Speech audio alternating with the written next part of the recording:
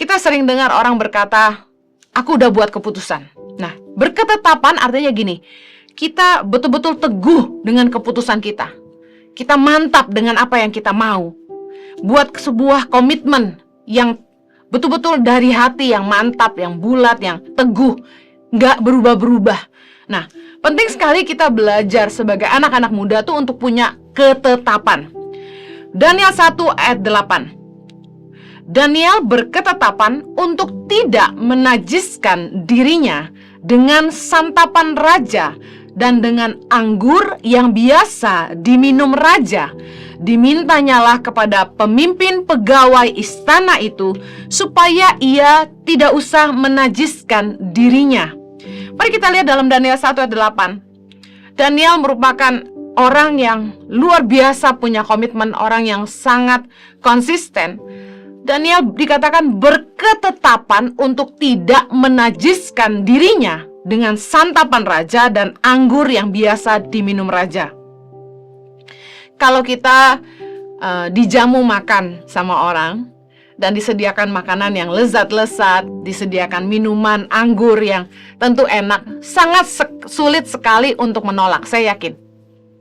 Tapi luar biasa bagaimana Daniel itu berketetapan untuk tidak menajiskan dirinya. Banyak sekali godaan di dunia ini yang membuat anak-anak Tuhan seringkali jatuh bangun dalam dosa. Kita tidak bisa hidup dalam kebenaran firman, tidak jadi saksi Kristus bagi orang lain, karena kita tidak punya ketetapan untuk tidak menajiskan diri. Waktu kita memutuskan untuk sungguh-sungguh menjadi pengikut Kristus, waktu kita berketetapan untuk sungguh-sungguh menghidupi kehendak Allah dalam hidup kita, kita harus memulainya dengan sebuah ketetapan hati. Kak Henny percaya bahwa untuk hidup kudus bagi Tuhan, di mana kita harus berani menolak keinginan daging kita, kita harus berkata tidak kepada tawaran dunia yang kita tahu itu nggak berkenan sama Allah. Itu nggak mudah. Kebanyakan kita itu lebih memilih untuk menyenangkan manusia daripada taat kepada Allah. Kak Henny percaya bahwa kalau kita bisa kuat untuk menolak godaan-godaan dari dunia, tentu ada kasih karunia Tuhan yang membuat kita kuat dan teguh berdiri. Tapi Kak Henny percaya bahwa keputusan hati kita merupakan tanggung jawab kita dan bukti kasih kita kepada Allah. Satu kali Kak Henny berdoa waktu Kak Henny masih sekolah. Dan suara Tuhan dalam hati Kak Henny itu bilang gini, Henny, mau gak beri yang terbaik untuk aku? Dan Kak Henny tanya, apa Tuhan? Nah, Tuhan ingatin kalau Kak Henny tuh suka banget nonton bioskop. Dan saat itu roh Tuhan kayak mengajar Kak Henny supaya mengambil ketetapan untuk puasa nonton bioskop. Waktu itu kalau nggak salah sekitar 5 tahun Kak Henny nggak nonton bioskop. Padahal Kak Henny tuh suka banget nonton film, ya. Berat banget karena kalau kita lagi weekend gitu diajak teman makan dan habis itu pasti ngapain nonton. Pasti diajakinnya nonton gitu. Nah, ketika teman-teman pada nonton yuk. Terus Kak Henny nggak ikutan. Kayak berat gitu untuk nolak. Karena ketika mereka nonton, Kak Henny akan sendirian. Tapi karena Kak Henny memilih untuk taat sama pimpinan Tuhan, Kak Henny bilang, sorry deh aku nggak nonton gitu. Langsung Kak Henny buat ketetapan untuk tidak nonton bioskop. Kenapa waktu itu Tuhan minta Kak Henny untuk enggak nonton bioskop? Karena Kak Henny tuh punya daya rekam lewat mata.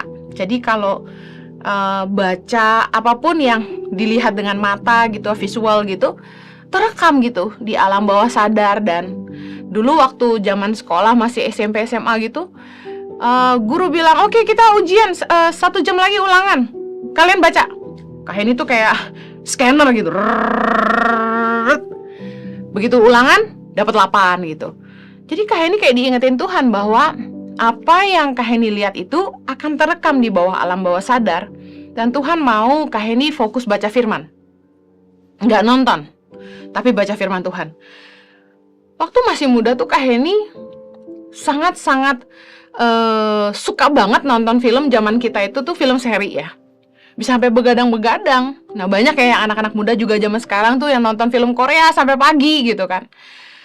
Nah, waktu itu jujur berat sekali. Untuk nggak nonton tuh berat, karena Kak Henny suka sekali. Nah, sesuatu yang kita suka banget dan Tuhan bilang gak boleh, itu kan berat gitu. Contoh, mungkin ada anak-anak muda yang tahu bahwa aku gak bisa pergi ke tempat teman main tiap malam karena aku harus sekolah gitu. Bilang enggak sama temen tuh pasti gak enak. Tapi kita mesti belajar punya ketetapan hati gitu. Enggak, aku harus ngerti yang namanya prioritas. Berketetapan tuh contohnya gini. Kayak ini kan sibuk nih pelayanan, khotbah kesana sini dulu ya. Kemudian harus ngurusin Yayasan Tangan Pengharapan, sebulan sekali harus ke pedalaman. Berarti Kak Heni cuma punya waktu sedikit nih setiap bulan untuk ada di rumah. Nah, Kak Heni membuat sebuah ketetapan hati bahwa Kak Heni akan memberikan waktu Kak Heni yang terbaik buat anak-anak Kak Heni gitu. Ada di rumah bersama mereka. Yang artinya Kak Heni akan gak punya teman, gak akan punya waktu untuk hangout sama teman-teman, ngopi-ngopi, ya rumpinya ibu-ibu gitu, gak punya gitu. Gak punya best friend karena gak punya waktu untuk berteman. Gak punya waktu buat shopping around, nge-mall dari lantai basement sampai ke lantai 5 gitu, gak ada waktu. Dan bener-bener cuma berketetapan waktu yang ada buat keluarga gitu. Banyak tawaran-tawaran yang pasti menggiurkan kita, tapi kita mesti belajar punya ketetapan. Satu kali ada seorang pengusaha yang cukup kaya di Indonesia. Dia minta Kak Heni untuk meninggalkan Yayasan Tangan Pengharapan. Yang dia bilang, tinggalin aja yayasan kamu yang kecil itu, kamu kerja ikut saya. Dia nawarin Kak Heni itu apartemen di Kuningan. Mau ngasih Kak Heni mobil, silakan pilih mau mobil apa saja. Dia mau kasih Kak Heni gaji yang besar. Dan Kak Heni disuruh tinggalin Tangan Pengharapan dan bantu dia gitu. Bahkan dia bilang, yaudah suami kamu nanti kerja ikut saya aja, bantu saya gitu. Saya akan gaji sekian. Gajinya gede banget gitu.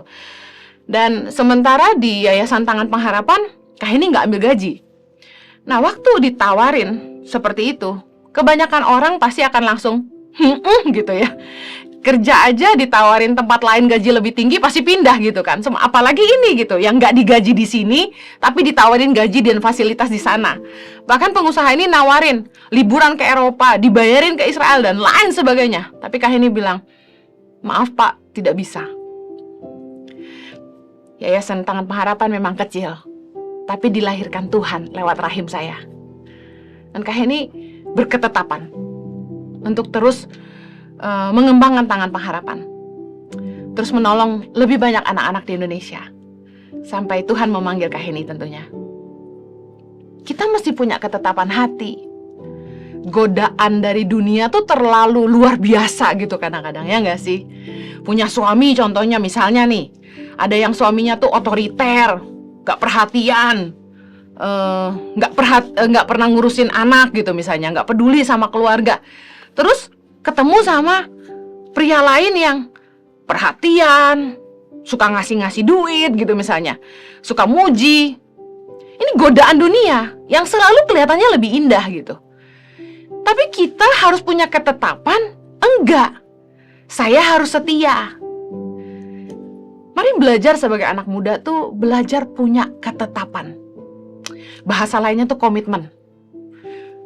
Gimana caranya supaya kita tuh nggak goyah dengan ketetapan kita? Yuk belajar menghargai kasih karunia Allah. Dalam 1 Korintus 12 ayat 3 dikatakan gini, bahwa tidak ada seorang pun yang dapat mengaku Yesus adalah Tuhan selain oleh Roh Kudus.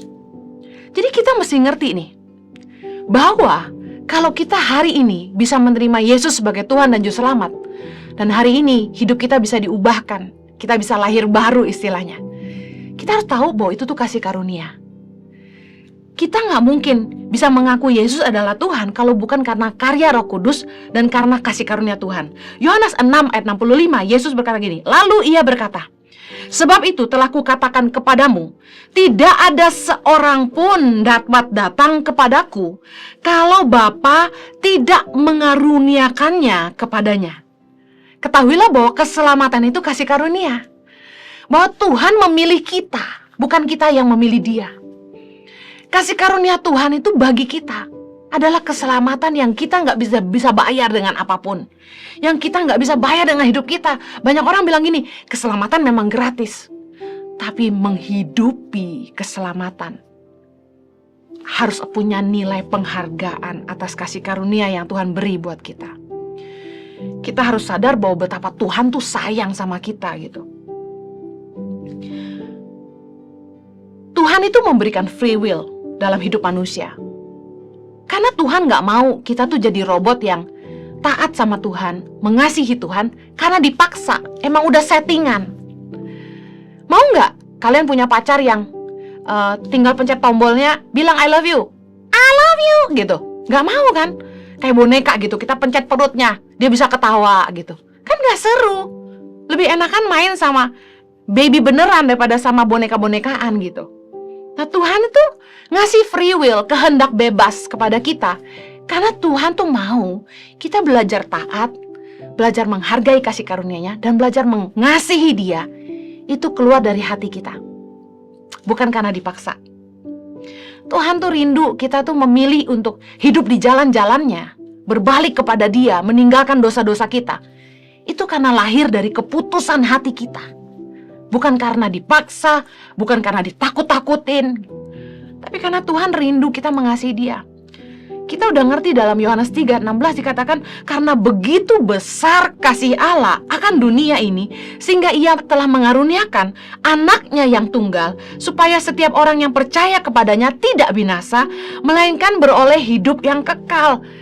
Tuhan tuh nunjukin sama kita, Tuhan ingin kita paham betapa Dia sangat mengasihi kita gitu. Sampai Yesus mau mati untuk menebus dosa-dosa kita. Kalau kita nggak pernah paham betapa Tuhan sayang sama kita, gimana kita mau menghargai kasih karunia-Nya? Pahami dulu yuk, Tuhan tuh sayang loh sama aku. Mau tahu nggak seberapa Tuhan tuh sayang sama kamu? Dengerin. Waktu kita jatuh bangun dalam dosa, Tuhan tuh tetap ngampunin kita. 1 Yohanes 1:9. Jika kita mengaku dosa kita, maka Ia adalah setia dan adil, sehingga Ia akan mengampuni segala dosa kita dan menyucikan kita dari segala kejahatan. Betapa besarnya kasih Tuhan.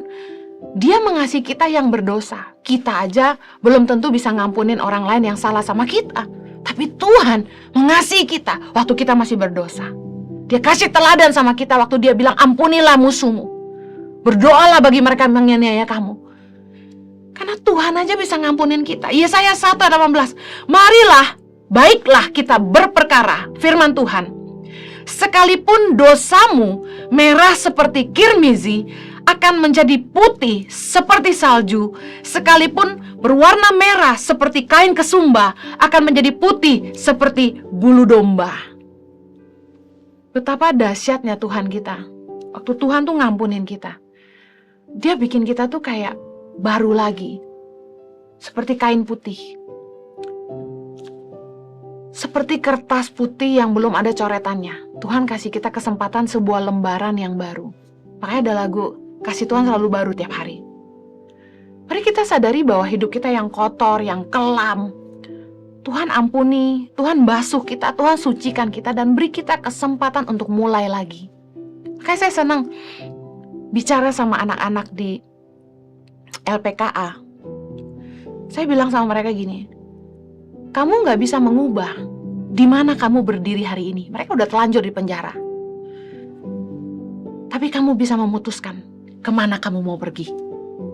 Sama dengan kalian hari ini, Kak Henny mau bilang, kalian tidak bisa mengubah di mana kalian berdiri hari ini. Kalian mungkin tidak bisa mengubah keadaan kalian hari ini, tapi terimalah kasih karunia Tuhan dan putuskan, buat ketetapan kemana kamu mau pergi setelah ini. Tuhan itu sangat setia loh sama hidup kita. Sekalipun kita nggak setia, Tuhan tuh setia sama kita. 2 Timotius 2:13. Jika kita tidak setia, Dia tetap setia, karena Dia tidak dapat menyangkal dirinya. Contoh nih ya, kayak ini misalnya marah sama salah satu anak asrama gitu. Misalnya anaknya nakal, menjengkelkan gitu ya. Marahlah ya kan. Marah, tegur. Anaknya nangis, kayak ini juga nangis gitu. Habis itu masih bisa marah? Enggak. Habis itu Kaheni peluk lagi, habis itu baik lagi, habis itu ya Kaheni sayang mereka lagi dan kasih kesempatan lagi sama mereka, dan nggak ingat apa yang sudah mereka buat ya, meskipun masih teringat tapi sudahlah gitu. Sama kayak Tuhan gitu, Kaheni percaya bahkan Tuhan lebih hebat dari itu. Tuhan tuh seperti Bapa yang sayang sama kita, anaknya. Kita buat salah tapi Tuhan bilang, ya udah gitu, bangkit lagi, yuk mulai lagi. Yuk sungguh-sungguh lagi, yuk cari aku lagi. Tuhan tuh pengen gitu. Seperti Kaheni berharap anak-anak Kaheni itu berubah dan mulai, yuk bangun masa depan kamu, tentukan prioritas kamu, jangan hidup sia-sia. Harapan Kaheni buat anak-anak Kaheni, mereka bangkit dari kesalahan dan mereka mulai pikirin apa yang terbaik buat masa depan mereka. Karena Kaheni gak bisa hidup selamanya bersama mereka gitu. Kaheni percaya bahwa Bapa di sorga juga sama. Bapa ingin menginginkan yang terbaik buat kita. Bahwa Dia mengasihi kita dan Dia tidak mau kita binasa. Justru kalau kita tuh sadar betapa Tuhan sangat-sangat mengasihi kita, kita harusnya tuh gak boleh menyia-nyiakan kasih karunia-Nya. Kita harusnya menetapkan, kita mau memilih Dia atau memilih dunia. 2 Korintus 6 ayat 1 bilang gini, jangan membuat menjadi sia-sia kasih karunia Allah yang telah kamu terima. Roma 2 ayat 4 berkata, maukah engkau menganggap sepi kekayaan kemurahannya, kesabarannya, dan kelapangan hatinya? Tidakkah engkau tahu bahwa maksud kemurahan Allah ialah menuntun engkau kepada pertobatan? Misalnya, kalian misalnya buat dosa gitu ya, terus kalian takut, aduh nanti gue bakal nuai apa nih? Tapi besokannya gak ada apa-apa tuh. Besokannya lagi gak apa-apa tuh. Seminggu kemudian gak apa-apa tuh. Gak ada masalah tuh. Aman. Berarti bikin dosa gak ada efeknya nih. Akhirnya bikin dosa lagi. Manusia kan gitu ya. Manusia tuh gak bisa tanpa hukuman gitu. Padahal bukan begitu ikut Tuhan. Tuhan tuh penuh kasih karunia, tapi kita gak boleh menyia-nyiakan kasih karunia-Nya. Kaheni tuh sampai pada kesimpulan ya, manusia tuh gak bisa hidup tanpa hukum. Manusia tuh gak bisa hidup tanpa aturan. Bayangkan kalau gak ada aturan, apa jadinya hidup kita ini? Udah tahu bakal dipenjara aja, masih banyak orang bikin salah. Udah tahu ada hukumannya, masih banyak orang tetap berbuat pelanggaran. Jangan sampai kita menganggap sepi kemurahan Tuhan, kesabaran Tuhan sama kita. Kita mesti ngerti kenapa masih ada kemurahan Allah. Artinya Tuhan masih kasih kita kesempatan untuk bertobat. Maksud kemurahan Allah ialah menuntun engkau kepada pertobatan, kata firman Tuhan. 2 Petrus 3 ayat 15 bilang gini, anggaplah kesabaran Tuhan kita sebagai kesempatan bagimu untuk beroleh selamat. Tuhan tuh sabar sama kita, karena Tuhan tuh masih kasih kesempatan buat kita tuh bertobat, supaya kita tuh selamat. Banyak orang-orang yang udah bikin dosa bolak-balik, membenarkan diri dengan kata-kata, keselamatan itu kasih karunia, bukan karena perbuatan kita. Tapi terus dia buat dosa terus, dia sakiti hati Tuhan. Firman Tuhan bilang, anggaplah kesabaran Tuhan sebagai kesempatan bagimu untuk beroleh selamat. Artinya satu hari mungkin Tuhan udah gak sabar sama kita. Pintu kasih karunia bisa tertutup buat kita kalau kita gak tobat-tobat. Tuhan Maha Pemurah. Kesabarannya adalah kesempatan untuk kita bertobat. Tapi Tuhan itu Tuhan yang adil bagi umatnya. Roma 11 ayat 22 berkata gini, sebab itu perhatikanlah kemurahan Allah dan juga kekerasannya, yaitu kekerasan atas orang-orang yang telah jatuh, tetapi atas kamu kemurahannya, yaitu jika kamu tetap dalam kemurahannya, jika tidak kamu pun akan dipotong juga. Mari kita jangan menyia-nyiakan kasih karunia Tuhan. Milikilah ketetapan di hatimu untuk mencintai Tuhan, untuk setia ikut Tuhan, untuk menghidupi kehendak Tuhan. Kaheni itu buat ketetapan, aku bikin ketetapan untuk menghidupi kehendak Tuhan. Sehingga ketika ditawarin gaji besar, fasilitas ini dan itu, Kaheni berkata, tidak. Mana ada sih orang yang gak butuh uang? Tapi saat itu Kaheni percaya, bukan itu kehendak Tuhan buat Kaheni. Kaheni berkata tidak, karena berketetapan untuk taat sama kehendak Tuhan. Tangan Pengharapan, sebuah yayasan yang dilahirkan Tuhan lewat rahim Kak Heni, yang hari ini menolong. Dalam 16 tahun mungkin 10.000 anak-anak sudah tertolong lewat pemberian makanan bergizi dan pendidikan. Saat ini Tangan Pengharapan ada di 85 titik menolong 6.100 anak-anak di pelosok Indonesia. Dimulai dari ketetapan untuk mengikuti kehendak Tuhan. Kalau kalian mau bangkit dari keterpurukan, kalian tidak mau lagi jatuh bangun dalam dosa, dengar ini, kalian harus punya ketetapan hati. Mari belajar dari Daniel yang berani berkata, ia berketetapan untuk tidak menajiskan dirinya dengan santapan raja, dengan anggur yang biasa diminum raja. Bicara soal kenikmatan dunia, godaan-godaan dunia. Dosa itu selalu kelihatan nikmat, makanya dikatakan air curian manis rasanya. Tapi dengar, ujungnya menuju maut. Tuhan tidak mau kita binasa, Tuhan mau kita diselamatkan. Mari hargai kasih karunia-Nya. Sadarlah betapa Tuhan mencintai kita. Dan jangan sakiti hatinya. Kayak ini mau akhiri dengan ini. Mari buat ketetapan hari ini. Kepada siapa kamu mau beribadah? Kepada Allah atau kepada dunia? Mau ikut Tuhan atau ikut setan? Mau berkarya bagi dunia atau kerajaan sorga? Tuhan atau Mamon? Yosua 24 ayat 15 berkata, tetapi jika kamu anggap tidak baik untuk beribadah kepada Tuhan, pilihlah pada hari ini kepada siapa kamu akan beribadah. Matius 6 ayat 24. Tak seorang pun dapat mengabdi kepada dua tuan, karena jika demikian ia akan membenci yang seorang dan mengasihi yang lain, atau ia akan setia kepada seorang dan tidak mengindahkan yang lain. Kamu tidak dapat mengabdi kepada Allah dan kepada Mamon. Yesus bilang kita nggak bisa mengabdi kepada Allah dan kepada Mamon. Kita harus pilih.